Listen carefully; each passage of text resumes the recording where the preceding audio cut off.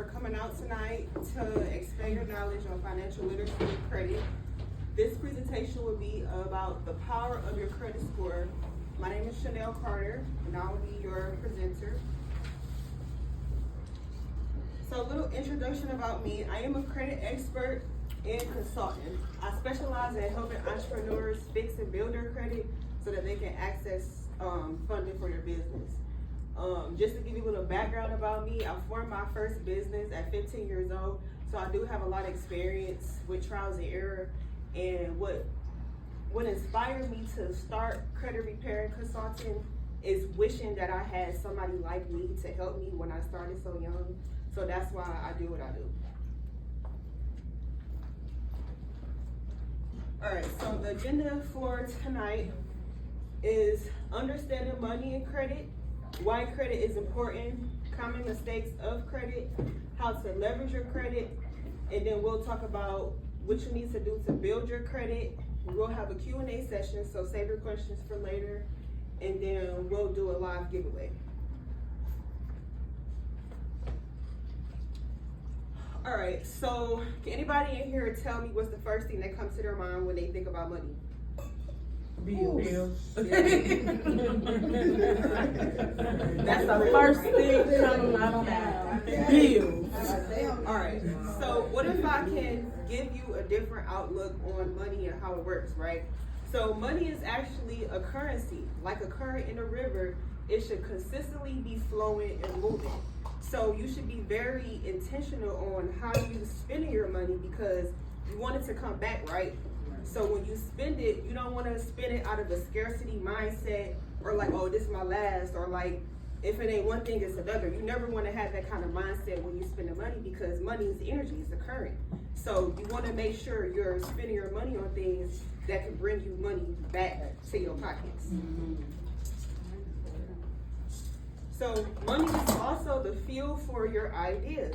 How many people here have ever had an idea and felt like, I can't do that because I don't have the funds? Right. We all go through that. I've been through that. But I'm here to tell you today, money is going to be the least of your issues once you get your credit to where it needs to be. Money is not really an issue. It's the mindset and the planning and just understanding financial literacy. It can change your life.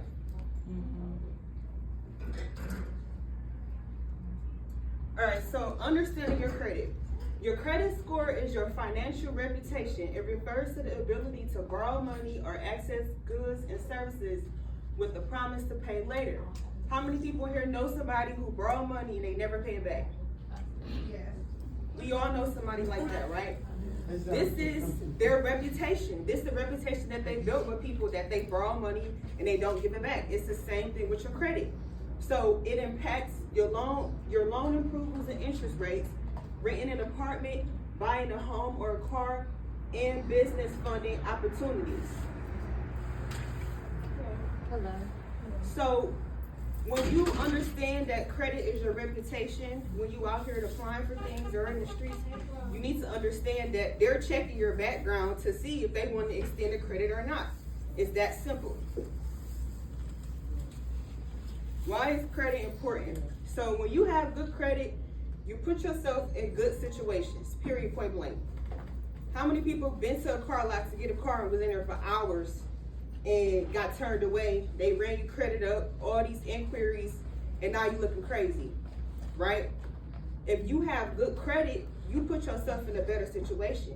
You can choose what kind of car you want. Sometimes you ain't got to put a down payment down. It's been plenty of times I went to the dealership, sign and drive because my credit was good. They treat you different when your credit is good. Yeah. So you put yourself in way better situations when you have good credit. You also have to understand that the banks issue money based off your ability to repay. So that is your credit profile. It's not just about your credit number. It's about what's on the profile, okay? Because if, say you got a $500 limit on a credit card and then you didn't pay it for 3-4 months, why would somebody give you $2,500 credit card? You can't keep up with $500, right? So you have to think about, they're going to give you money based off of what you have on your report already. So that means the better your credit profile appears to be, the more money opportunity you will have. So ultimately, you can use your credit to print money. If you use credit wisely and in a smart way, this can be a way to print money. So here's a real world example of an auto loan, right? These are all the same cars 28,500. Say you go into the dealership with a 524 credit score, payments every month, $678. But as you can see, the loan interest is $12,000. That's nowhere near worth it, but you are getting charged for having bad credit. Versus you go in there with a 710, same car, same price. The monthly payments are lower, but you saving almost $10,000 in interest on a car. And I know it's a lot of people that get into bad loan interest car notes, and then the car end up going down in 1 or 2 years. Now you stuck in a loan with a car that's raggedy, and you still got $12,000 in interest to pay. All right, so 2 common mistakes of credit. I know me personally, when I first started getting into credit when I was 17, my people was telling me, don't get no credit cards, don't get no car note, credit is bad, don't do it. But that's because they're spending credit on the wrong things. Using your credit to buy things that are not essential will help you get into unmanageable debt. You're gonna look up looking crazy because you've accumulated things that didn't bring you no real value. Now you got all this credit and all this credit card debt, and in the end, it's just what? You fresh? It's not worth it. So you gotta be smart with it. Number 2, taking on high interest debt. Using credit with high interest rates like payday loans and store credit. You wanna stay away from stuff like that. It's not worth it in the end. There are different ways you can utilize your credit to get ahead, but payday loans and store credit is just not one of them. So your credit ultimately should be used to create cash flow, not just to wear designer clothes and to drive exotic cars for leisure. It's okay to treat yourself. I'm not saying don't treat yourself, but at least create a cash flow first. I'm one of them type of people that I never say I can't afford something. I'm gonna figure out how can I afford it. I'm not gonna go out and buy something because I feel like I deserve it without creating a cash flow to cover it. Do y'all understand what I'm saying? Now, I know some people here can relate to this, but in this economy, a 9-to-5 alone cannot get you ahead. How many people in here working 9 to 5? Exactly. And it's tiring, it's draining, dealing with the managers, dealing with your coworkers, clocking in, getting permission to go on a break or to eat lunch. It gets tiring after a while. I know the older generation, they like, okay, we worked this job 30, 40 years, blah, blah, blah. The same things are different now. Investing your credit into things that can generate you additional streams of income can give you more flexibility and freedom to live how you choose. So we're gonna get into leveraging your credit. So rather than just borrowing for everyday expenses, you can leverage your credit like taking credit cards, loans, and line of interest to make financial decisions that can potentially lead to increased wealth or financial benefits. The idea is to use credit strategically to achieve a greater return or financial goal, right? So we're gonna get into some examples on how you can strategically invest your credit so that you can see some money in return. So I want everybody to understand, as long as your credit is good, leveraging credit in today's time can make it possible to get $100,000 in credit way before you physically earn it in cash. Would you rather fix your credit and get access to $100K, or would you rather go out here and work every day for 30 years to get $100K? Even if you go and work a 9 to 5 and make $100K a year, that's not even enough to survive nowadays. So why not take the smarter route? Why not work less and be smarter? Fix your credit and then leverage your credit to get what you need. So how it works, one way it works is making investments. You might use credit to invest into opportunities like real estate, education, a business. Something that is expecting a return from these investments will outweigh the cost of borrowing. I know some people, when you talk about loans, they get scared. Oh, a loan, oh my gosh, I gotta pay it back. But you gotta think about it. You're borrowing somebody else's money, or I should say money that you created from your good credit, and you're using that to invest. So your mind should be set on, okay, I'm going to get a return on my investment. It shouldn't be set on, oh, I gotta pay this back. You don't want to have that mindset when it comes to money and credit in general. You want to think abundantly. Okay, what can I use? What can I do with this credit to bring me some more money? Don't worry about the interest. That's the interest, and it's gonna get paid back. But you want to go into it with the right mindset. So one method is one of my favorite methods is credit card stacking. So say your credit profile is good enough to get approved for 10,000 limit credit cards at 0% interest for 12 months. You can liquidate those cards, get the 50,000, and either do two things with them, right? One, you can build relationships with the banks. And how you do that is by depositing the money to create a good deposit history to gain even larger credit lines of credit in the future. Or two, you can take that 50,000 and invest it into your current business. If you have a business right now, you can invest it into marketing. You can invest it into staff to expand your operations. You can invest it into anything that you need to grow your current business, or you can invest it into a side hustle. Start small. You don't have to start big. Just say you take that 50,000 and you put down 2,000 on a few cars. Now you got a fleet of cars, you could rent out a private car rental business. Or if you want to go get a house off the Detroit Land Bank website for $1,000 and put that into and flip it.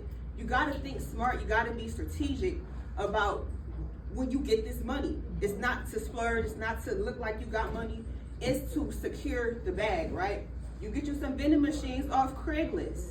Offer up. You got to think smart. Y'all, if you got kids, do they schools got vending machines?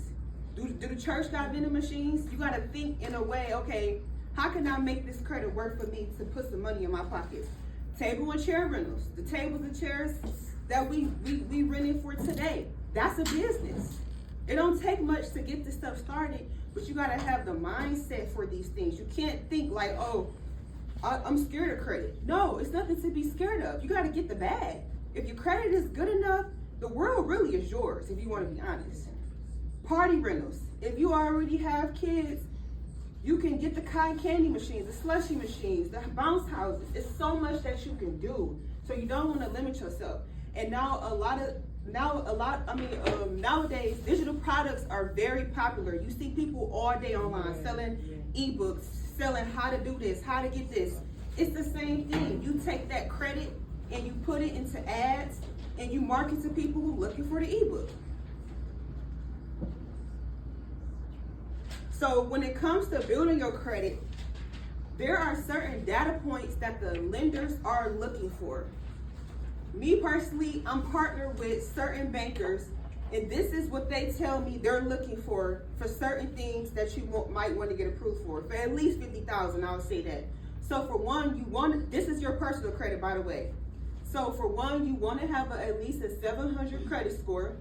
You want to have no negative accounts or bankruptcies.